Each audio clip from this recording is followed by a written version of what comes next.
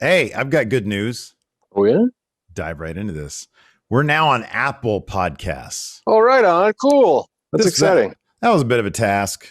It was like I did the thing that it told me to do. It was ironic because like you think Apple would be like the easiest one, but like everything else was like Spotify. When I was in our little podcast server thing, it was like, you want to be on Spotify? Just click here. And then it's like, okay, you're on Spotify. And then you want to be on Castbox? Click here. Guess what? You're on Castbox. And then Apple was like, okay, now open this particular thing and then get in there and fill out this information again. And then it kept on telling me that I didn't have the artwork up. And then it kept on telling me I didn't have a copyright. And then I That's emailed annoying. them. Yeah, the whole process was irritating. It was, I mean, to be honest with you, in the grand scheme of things, it was a minor inconvenience and it only took a couple days.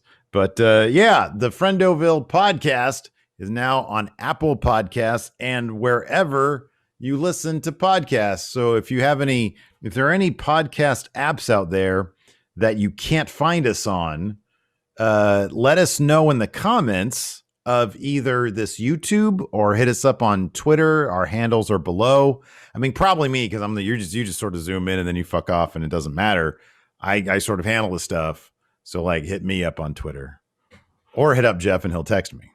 Yeah, I'll tell him. I will text Steve directly if you message me on Twitter. Mm-hmm. But it's probably going to be like I'll text him like 3 weeks later because that's about how often I check Twitter. So Yeah, right. Yeah. What do you go on Twitter for exactly? if you tag me in something, Okay. or if Hilton tags me in something, Does he do uh, that? Does Hilton tag you and stuff? he's done it like once. But yeah, I remember that one time he did it was one of the few times I've been on Twitter. Okay. Well, there you go. I started just because we were doing four lights. And I was like, Oh well, yeah. I'll start doing Twitter again, and I've just never been on Twitter much. Yeah. Yeah. There's not. It's always Yeah. seemed like a real cesspool to me, and I've always been like, I don't want to deal with this.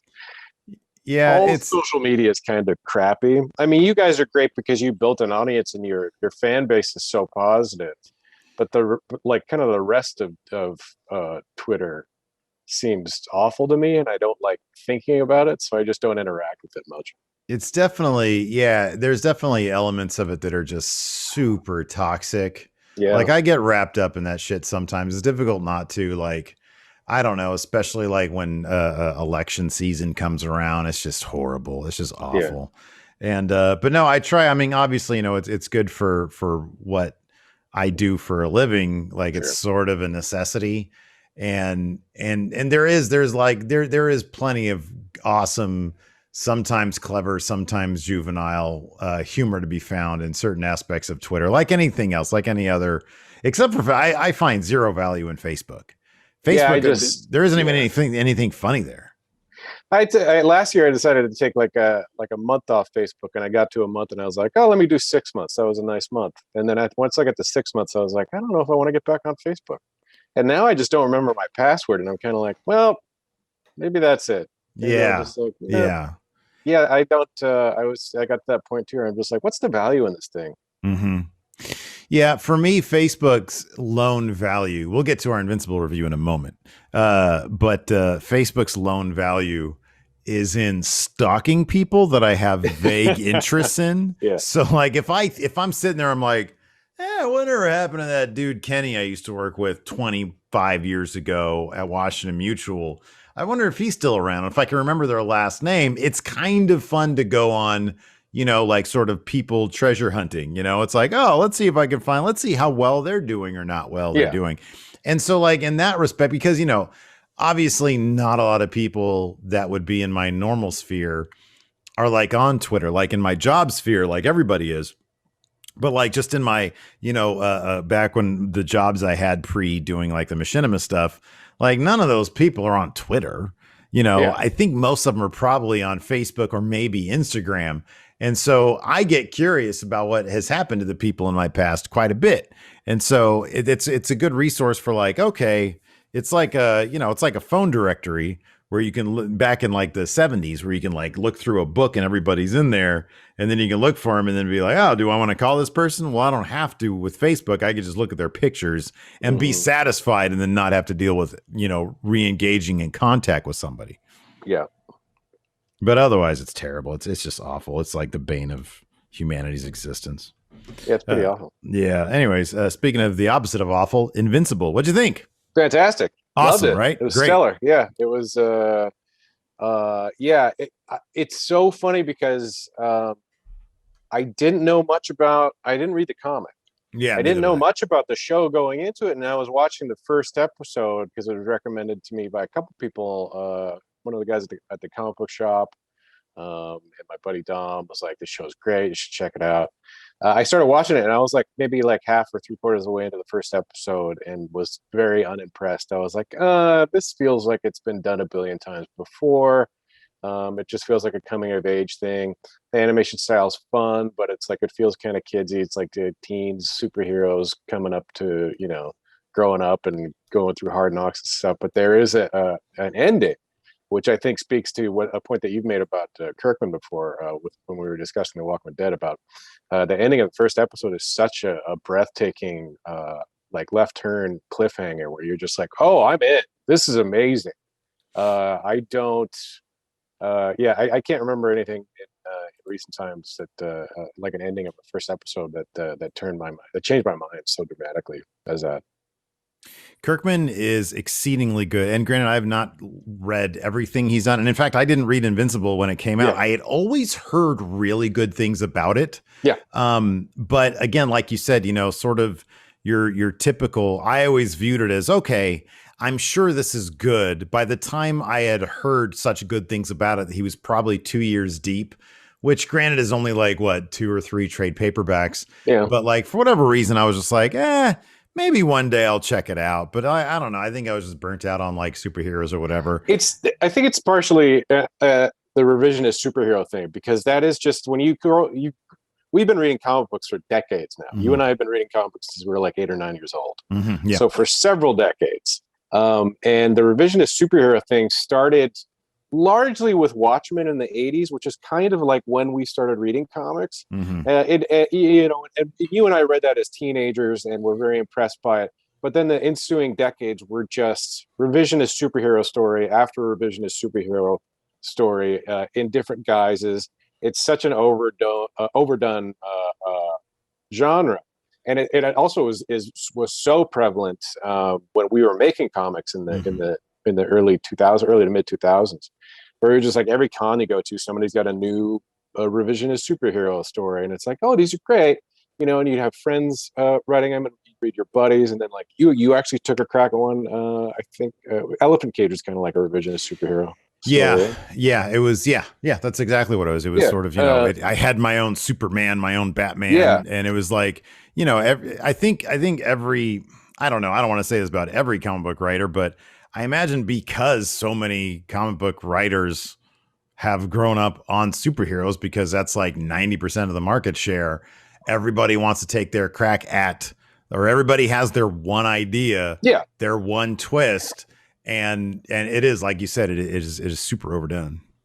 Yeah, I mean, it makes sense that we can't not be influenced by these stories that we've read and consumed. So we all have people who make comics, people who love comics, etc., and want to and have sort of a different take on it. I think that makes a lot of sense. But also mythologically, when you look at the decades long, before we started reading comics, go back to the 30s and 40s and the sort of inception of the superhero genre, and then the proliferation of superheroes in the ensuing decades, it did sort of change. It's mythologically, I think it's so attractive to people because not many I feel like not many societies are monotheistic. Mm-hmm, yeah. I mean, we as a race, as one race, kind of have a greater history of polytheism, where you have like different superhuman entities or different greater than human entities that are representing ideals and stuff like that. Mm-hmm. So I think that the superhero genre over the 20th century became so beloved because it was a way to express that in what had previously been a largely monotheistic society. Yeah. And that feeds in since there was 50 years of regular let's worship superhero stories. It makes sense, especially with Watchmen, which is absolutely one of the greatest literary works of all time. Yeah, sure.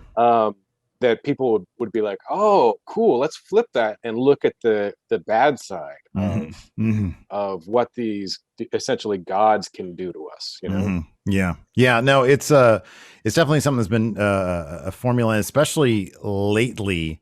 You know, I don't know if it was something that predated. I'm trying to think, sort of, you know, in much more recent history, The Boys came out and sort of captured the zeitgeist in a certain way. And now, you know, I know you said you watched the first like episode or two of Jupiter's Legacy. Jupiter's Legacy. I watched the first episode. It's interesting. Okay. Yeah. That was another one where I was sitting through most of that first episode, and I was like, oh, you know, this is cool. I largely am enjoying this, and the ending pulled me in a bit more. Not as much as the ending of the first episode of Invincible, for sure, but the ending of the first episode of Jupiter's Legacy, I was like, oh, okay, I might stick with this. That's good. Yeah, I feel like especially since The Boys, we're gonna see a lot more of like, oh, superheroes, but they're assholes. You know? The Boys is, and I feel like you watched some of that, right? Have you watched? I've watched them. I think we just haven't finished. And the funny thing about The Boys is that it's one of the very few things that I won't watch in front of Alabama. Oh, like, yeah, it's super violent. Well, it is. Yeah. I mean, would you watch Invincible in front of him? No, that's actually the other one. I was shocked at how much violence there is in this, and how graphic it is, and it's presented in the style of the comic book is translated very well into the cartoon. It is, yeah. But it's very the sort of aesthetic of it is very kid friendly. It is very. It feels like you're watching like a Teen Titans show, and I think it's very purposeful. But the content is so adult. Yeah. Not just the violence, but like there's not really any sex or anything in it. But like the violence is so graphic. It really is, and that was the thing about The Boys. Like with The Boys, it is like, you know, you'll be sitting there and watching, and then all of a sudden somebody's head will just explode. Oh yeah, you know, and I love The Boys. I think The Boys is actually incredibly smart and clever. I mean, Garth Ennis was the guy who wrote the comic, and I think I like read the first arc of the comic book way back when it came out, and I was a big Garth Ennis fan. Preacher is like one of my favorite comics of all time, and I think that The Boys show, from what I've heard anecdotally, because I didn't read a lot of the comic, I've heard that The Boys show, the TV show, is actually a lot smarter than the comic was, and actually improves on the themes and characters of what the comic did, because The Boys as a show is incredibly good. And I didn't know a whole lot about Invincible going into it. And then, you know, it feels a lot like sort of your sort of carbon copy, you know, even his costume is kind of, you know, carbon copy. But then by the end of that first episode, you know, when I have the post-credit scene when, you know, obviously Omni Man just completely, spoiler alert, by the way, this is totally, we're getting into, so now that you know that now we're in spoiler territory. Now that you know, we're 13 minutes deep into the podcast, we're going to start talking about spoilers. Yeah. So you have plenty of warning right now. Just take your earbuds out, turn your TV off. Stop listening or watching this right now. Go watch Invincible and then come back and listen to the rest of it. Right, exactly. Because we're going to get into spoilers right now. Yeah. Okay, so Omni Man completely and totally massacres their version of the Justice League. Yeah. And it is brutal, and it's like almost dialogue free. It's like silent except for all the incredibly graphic sound effects. Which the Foley team must have had a blast. Oh my god, they must have destroyed so many like stalks of celery, watermelon. Water. Oh my god, it's like a Gallagher performance in there. It is explicit. It's graphic. It's grisly. It's creative with the violence too. Oh yeah, for sure. Yeah, it's like superhero torture porn. It is. It's like Hostile, but superhero. It's insane. Mm-hmm. And I there's several times when I'm watching, even now, I just watched the last 2 episodes. There's several times, even in those 2 episodes, where I literally am looking at the TV with my mouth agape. Yeah.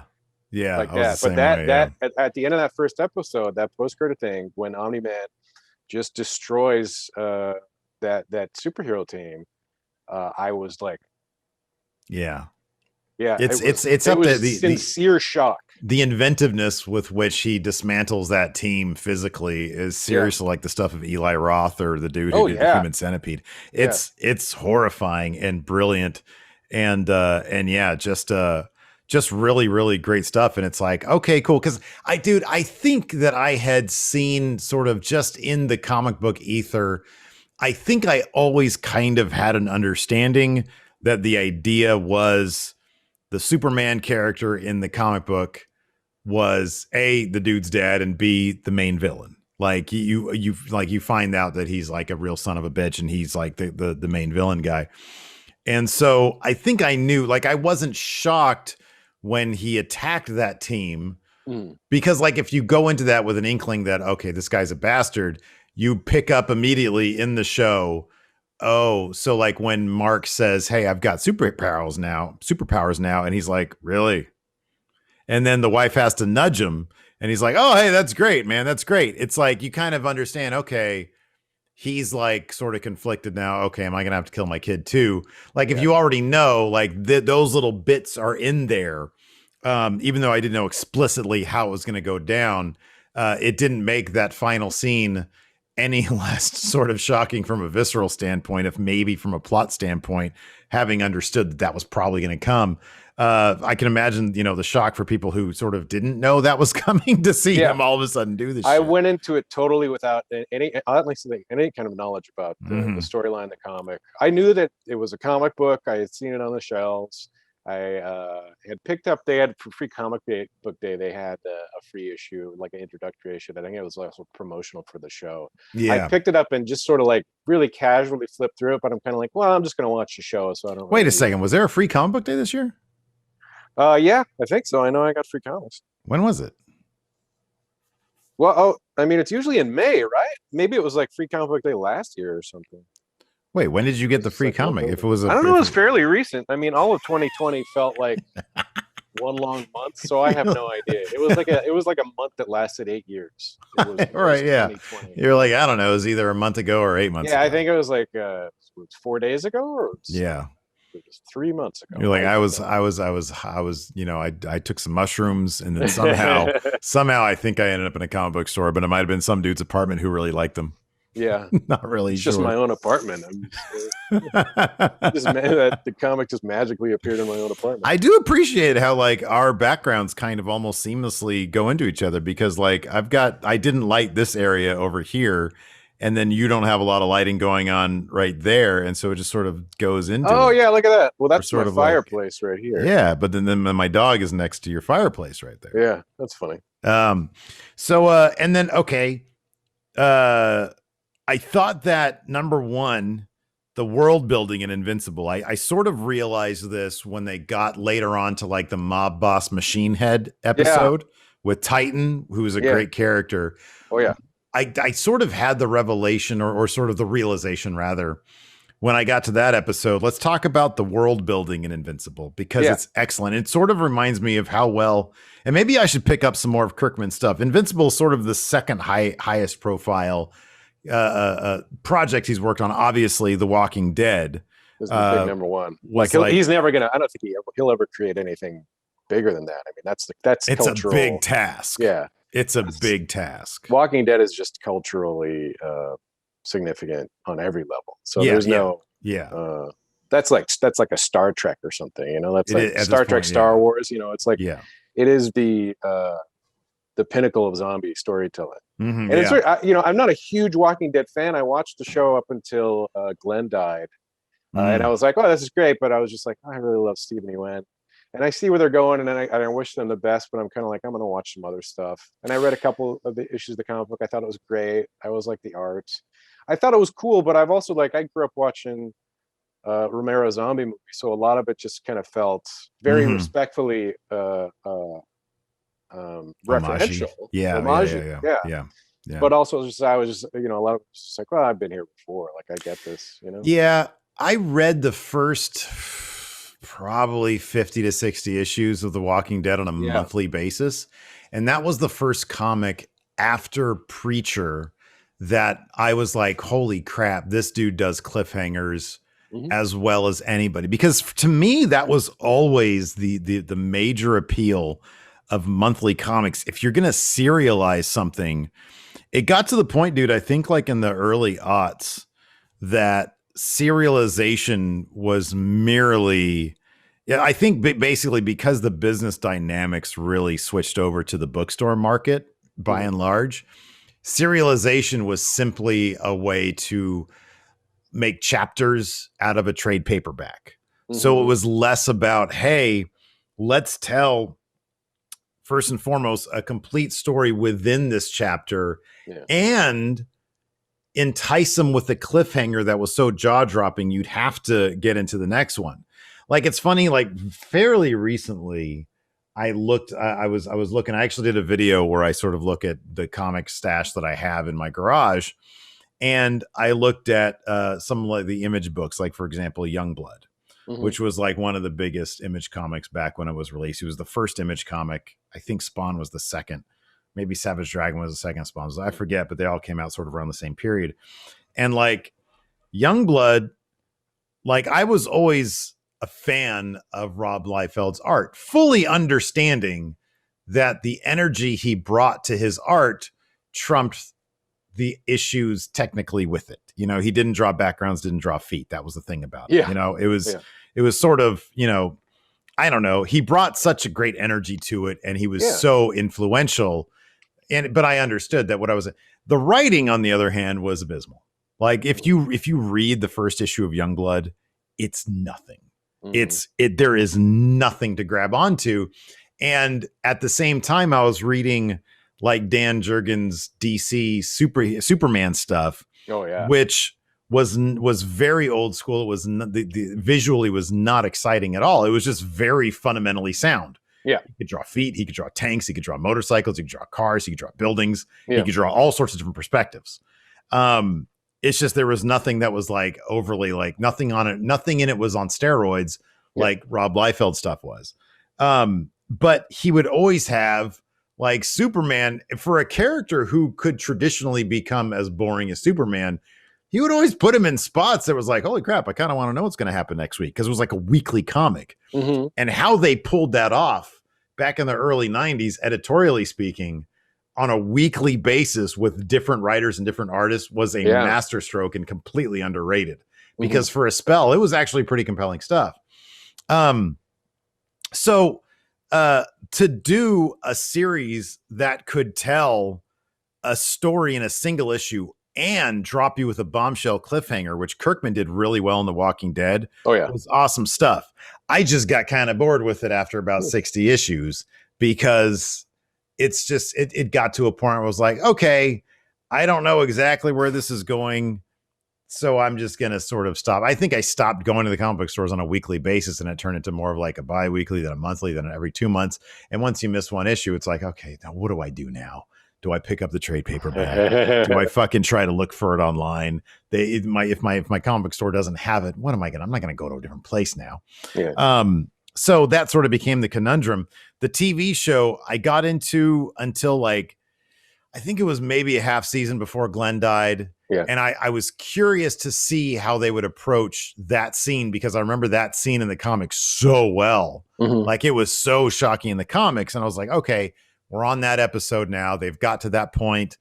They translated it expertly in the series on the TV. And I remember watching, I think on my iPad out in the living room, because people were watching other stuff on the TV. Like my family was watching something else. And I was like, I don't really want to watch this torture porn because I know what's coming. And I was watching it. It had probably been like, I don't know, a year since I had actually watched the show.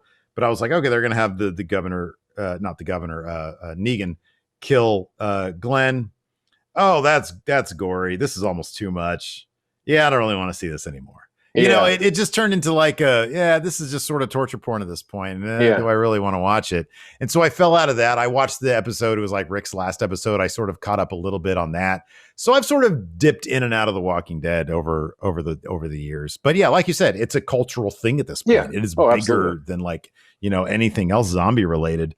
But Kirkman, that was a long way of saying Kirkman's really good at world building. And Invincible is no different than that. I thought that the characters are so fleshed out. I forget, they're called the twins that clone each other. Oh, the Mahler twins, the Mahler brothers. Mahler twins. I thought are so well realized. Yeah, they're fantastic and fleshed out as like three-dimensional characters. Yeah, it's great stuff. Because it is great stuff. They're brutes. I mean, it's essentially just a brute who keeps cloning himself. So it's like he's a brute, like a almost like an Incredible Hulk type character, just a Hmm. big, beefy, brawny brute kind of guy. But he also has the brains to essentially like rapid grow uh, cellular tissue, Hmm. and then transfer consciousness, so to i.e. create a clone. Hmm. Yeah.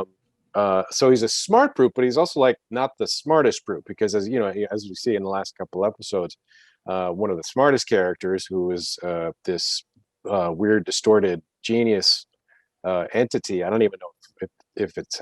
Presumably that character is human. The character that's piloting all of the I robots. think he's human, but he's He's just messed human, but up. he's horribly mutated in some Yeah. way, and he looks like kind of like the brain inside Kang and Teenage Mutant Ninja Right. Turtles. Yeah. Yeah. Yeah. Totally. So essentially, this very mutated humanoid entity is living inside a giant aquarium with legs, Hmm. like a walking robot with legs, and is suffering immeasurable pain because of his physical form, but is an absolute genius, and creates a fleet of robots, which then he is able to pilot essentially remotely, Hmm.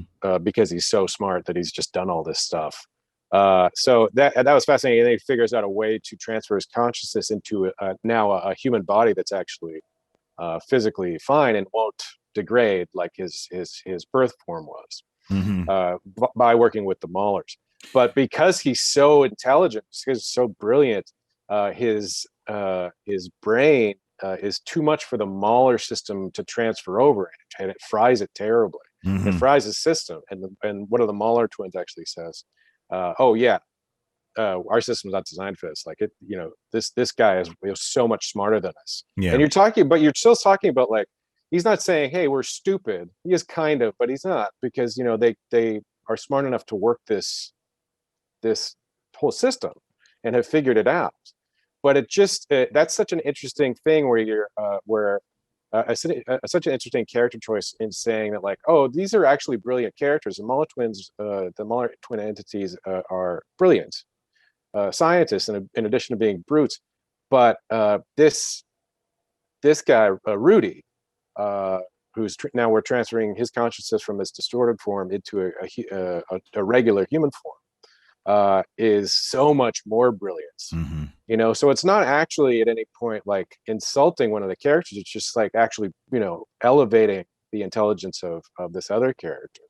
Yeah. Yeah, there, because everybody, that's what I love about it, is that everybody has their limits. Everybody Yeah. has, Oh yeah. the best characters will always have their Achilles heel. They Yeah. will always have their flaws. And like you said, the Mahler twins, they are smart to accomplish what they need to accomplish, Yes. but they're not going to be able to play the kind of chess that this other character can play. And he has his own limits as well. Oh sure. And so it is absolutely fascinating. All these characters are so well thought out, and that makes the world building so much more interesting. Somehow, some way, and you think maybe this has to do with characters like the Rudy, the robot character, you know, and I love that it's not explained, but they're on their way to Mars. And this is, it seemingly the Invincible is set in sort of today. It's sort of set in the modern day. Yeah. We found a way to get to Mars in like a week, where usually it take, like for current technology, it takes like 7 months. I looked it up.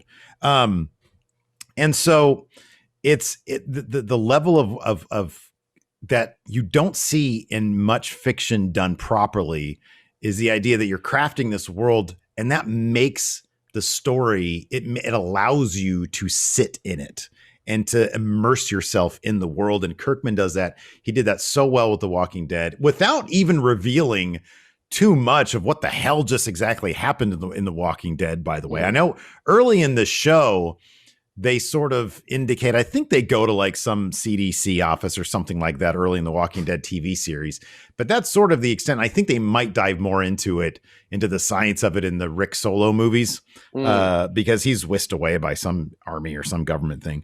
But I have faith in what Kirkman's going to build there, because I am kind of curious to see how that's all going to play out, even if I haven't watched like the week-to-week TV show.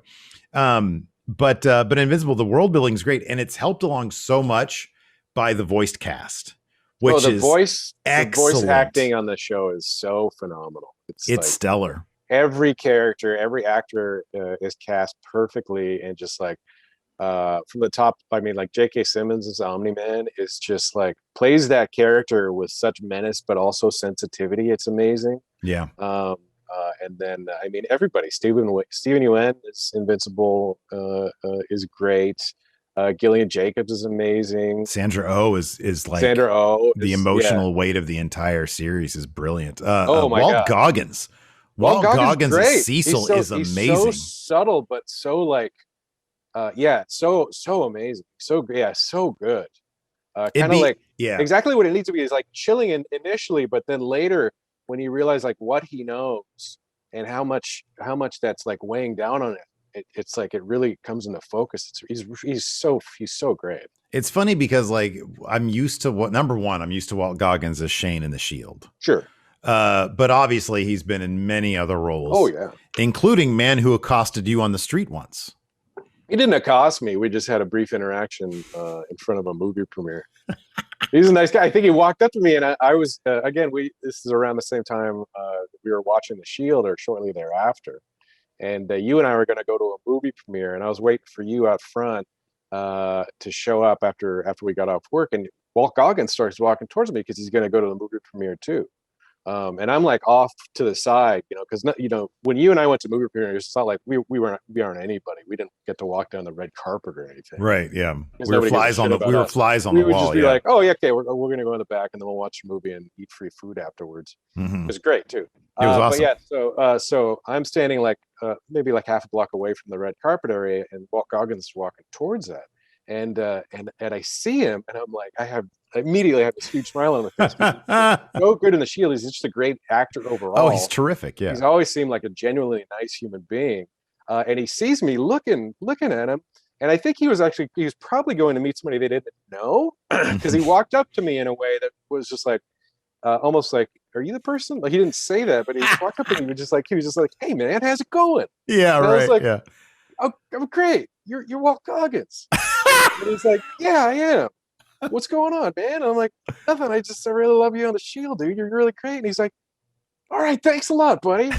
And then he just like walks away. It was actually a lovely interaction. He just seems like a genuinely nice person. Yeah. And he was so pleasant just to briefly say hi. I don't know how celebrities do that. I don't know, because you got some big goofy guy just standing there in the street corner, just like staring at you like a goon, and just to casually walk and be like, "Hey, how's it going? You good? Okay, great." Yeah. He's not a dude who can hide in a crowd either. He's got the most distinctive face. Yeah. And like head in general, that like he stands out. He's got such a great presence. And it translates to the Cecil character so well. Dude, it honestly, like it is very few. I get asked a lot, like just in general by, like going in our audience, like away from wrestling, like, hey, are you into anime at all? Because they all know that I'm into comics and stuff. And like, I honestly, like, anime has a thing about it that I can't get into it because the voice acting is just too much for me. Sometimes it's just, and I've been recommended some, and I've, more often than not, I'm just like, I don't really want to check it out. But like, I think the closest I can relate the voice acting in this is Batman the Animated Series from the early 90s, which was really, really well done. Yeah. But like I honestly, like, and I'm not saying this just because it's current or reviewing it now.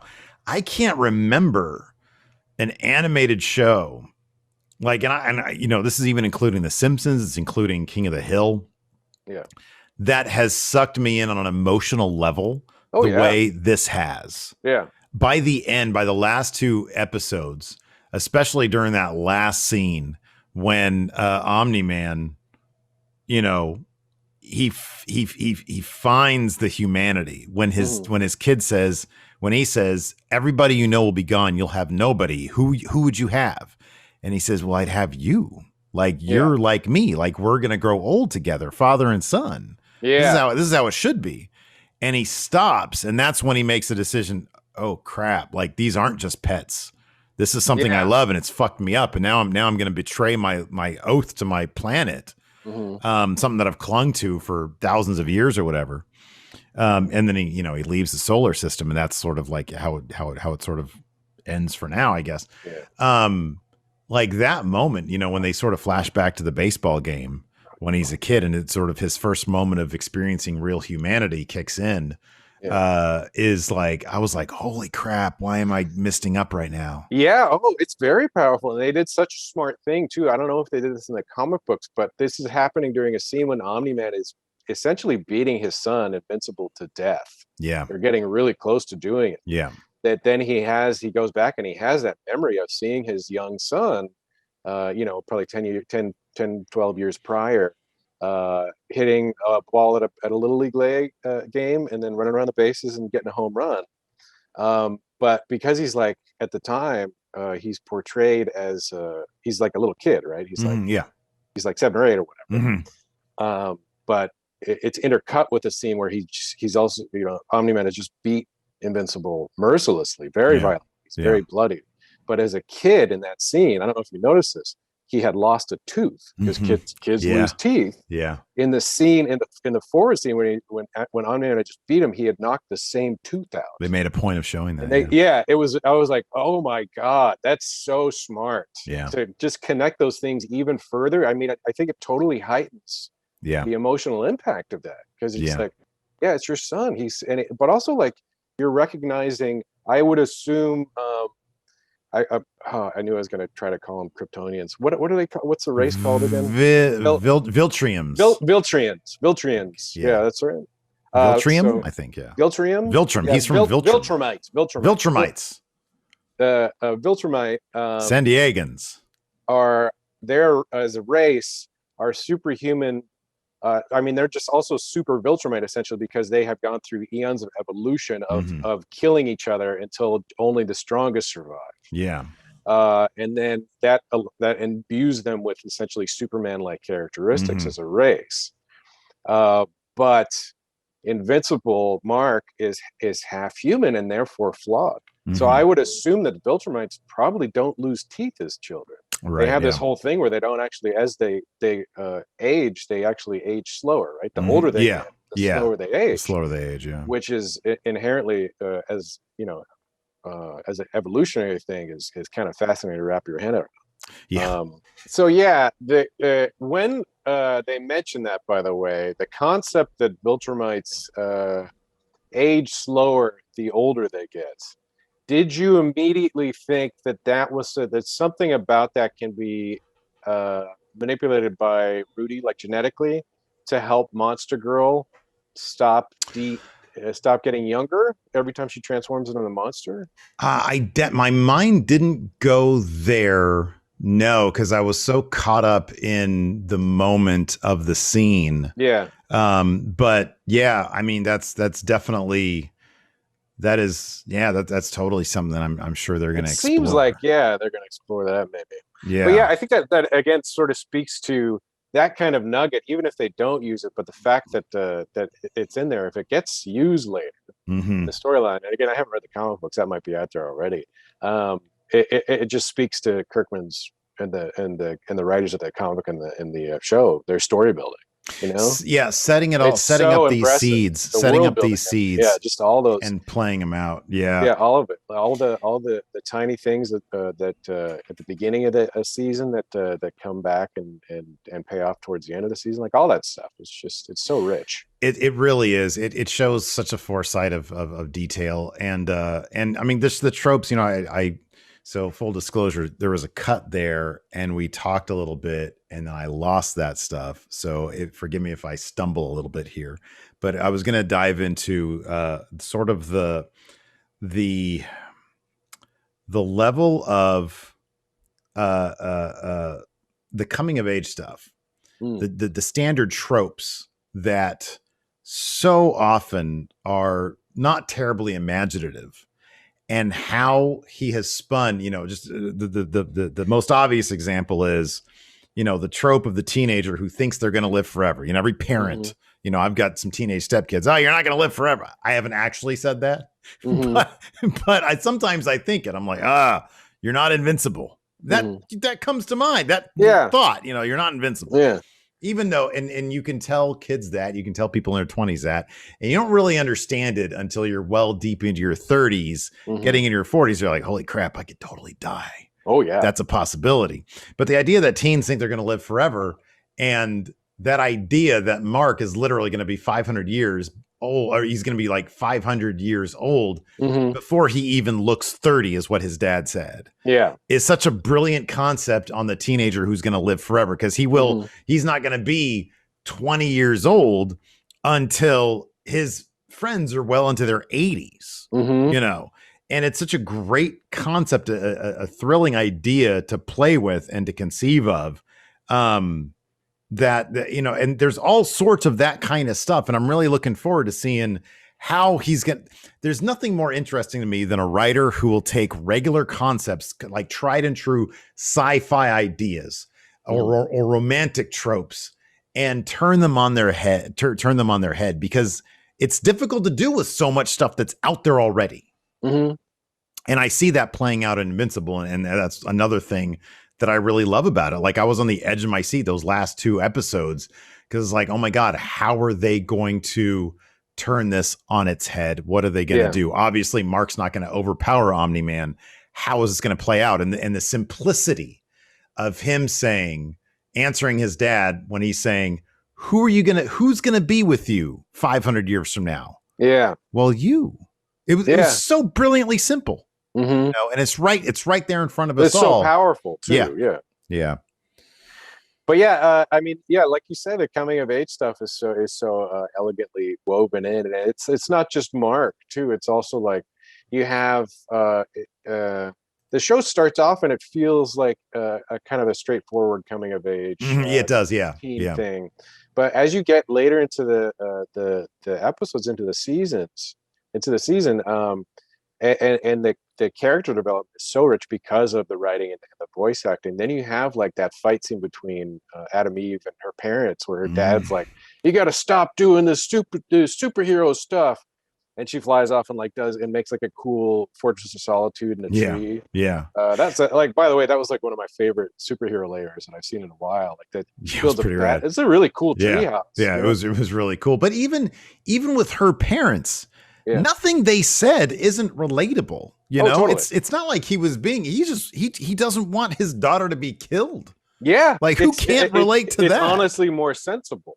But to your point, it does flip these tropes on their head, where it's like, I think a lot when that kind of conflict is portrayed in a lot of things, comic books or movies or what have you, it's hey kid, you're being too selfish and you got to help other people more. And now it's like, whoa, wait a second, take care of yourself. I don't want you to die. Like, you can't be like saving people left and right. You got to like make sure that you're set up and okay. Stop doing the superhero stuff. And the thing is, when he says the saddest day of my life is when you got powers, and she's so offended by that.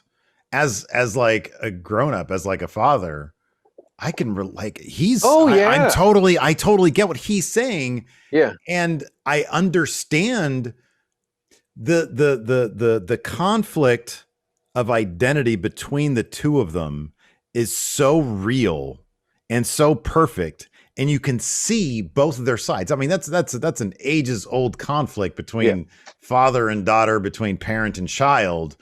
And it's like, because having been a teenager at one point and now having been, old, you understand both points of view. It's not like you can look at this dad and be like, oh, what a son of a bitch. No, it's not. It's not like that. And it's so wonderfully comical, because Lacey was sitting there watching it with me when the dad's at the door and he's like, her, and she just creates a wall between them where a door had been. And then he comes running around the back, and Lacey looks and says, oh, that'd be you. And I'm like, yeah, exactly. Like, oh, wait a second. But no, it's all so relatable. And even going to the twist where, the character of Titan, who again, Mahershala Ali, I probably just butchered his name. I think I got it right. It's just a wonderful actor, and doing a great job as the Titan character. And, but that's basically sort of a crime story where he is getting his way through cunning and guile and brute strength, but mostly cunning and guile to the top. Oh yeah. You know, he's not actually trying to rid the criminal empire. He's trying to topple He's trying to be the criminal empire. Exactly. And unfortunately, and he does it, you know, it's like, and he gets it done. And he's Invincible playing the best chess. Yeah, exactly. Yeah. And it's these brilliant little, holy shit, I didn't see that coming. You know, I didn't see it coming. And it was just, it's time and again with this show that plays out in very, very clever ways. I can see, dude, I mean, it's clearly like it just anecdotally speaking, the people that, you know, I talk to on a daily basis, they're all referencing it the way your typical sort of thing that captures the zeitgeist is referenced. It's like, oh my God, have you seen this? You have to see it. I mean, I was telling Lacey, she would sort of flutter in and out. I'm like, dude, I'll watch it again with you because you need to sit here and watch this. You will be thoroughly I would totally rewatch it. I don't know that I would go back and rewatch episodes of The Boys, even though I really love that show. I'm just kind of like, yeah, watch it, and it's great. It's really impressive. I might go back and check in on it. But yeah, this show I could definitely see myself rewatching. I'll be looking forward to the next, because it's been confirmed that seasons 2 and 3 have been greenlit. Great. Not shocking given the reception it's gotten already. But yeah, I'm looking forward to those. I'm really happy that it's been renewed. Yeah, me too. And like you said earlier, just to hear more work done by this great voice cast is going to be fantastic. Oh man, I did not realize until the very last scene that the one-eyed alien guy was Seth Rogen. Seth Rogen, yeah, Alan the alien, and he's one of the producers with him and Evan Goldberg. They produced. Oh, okay, that makes sense too. Because like I can't believe I didn't notice it when he first showed up, because Seth Rogen, it's so clearly Seth Rogen's voice. And it's just, again, Seth Rogen's one of those guys who I don't know if there's a role that he's played where he hasn't been Seth Rogen. Like certain people, like Jonah Hill has tried his damnedest to get out of being Jonah Hill. He's done a good job a couple times. I think he has like too. Wolf of Wall Street. He's in a couple movies. Fantastic. Like, oh wow, he's great. He's really trying to get out of that thing. And Seth Rogen, God bless him. I don't think he needs to. He's always just Seth Rogen. I don't think he has a desire to do. I don't think he's looking to do Oscar bait. You know what I mean? But yeah, no, it's great. I had other stuff on the list to talk about today, but we spent almost an hour talking about Invincible, so we'll just cut it there. Again, you can catch us in the audio realm. Ow!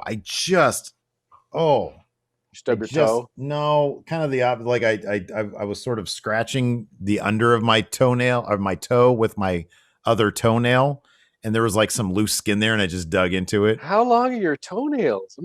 Don't show them, please. I don't want to know. Never mind. Forget that I asked. I'll text you a picture of them later. I know you want them.